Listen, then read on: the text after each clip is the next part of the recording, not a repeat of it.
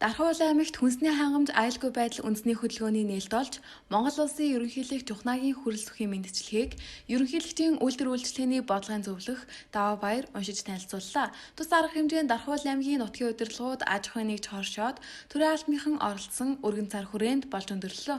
Дархан аймаг маань 4 бүлэг 34 одоо ажлыг хийхээр төлөвлөсөн байна.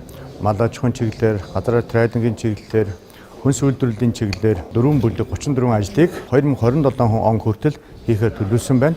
За ер нь Дархан бол одоо нодлонгоос хойш бэлтгэл ажлаа нэлээд хангацсан техник үйлчлэгээний дундын төвийг бол байгуулсан юм байна. Дархан аймаг нь улсын мөр тарианы ургацын 4.2%, төмөсний ургацын 4.4%, хүнсний ногооны ургацын 17.6%-ийг тус ханхын зэрэгцээ, хураа авсан ургац нь аймгийнхаа хүн амын физиологийн хэрэгцээ дүр тариагаар 100%, төмсөөр 1.7 дахин, хүнсний ногоогоор 1.6 дахин хангадаг гол хүнс үйлдвэрлэгч аймаг юм а.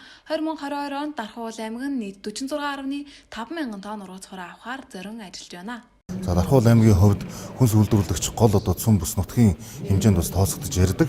Монгол Улсын ерөнхийлөгчийн санаачилсан хүнсний хувьсгалд нэгдэхийн тулд бид бол нэгдүгээрт одоо газар ашиглалтыг сайжруулах, энэ атар газруудыг одоо нэмж ашиглахын бололцоо байгааг одоо гаргасан. Дархан аймгийн хэмжээнд нийтдээ 5000 орчим га газрыг шинээр эргэлтэнд оруулах боломж байна гэдгээ судалж тооцож хөрсний одоо нарийн шинжилгээнүүдийг авсан.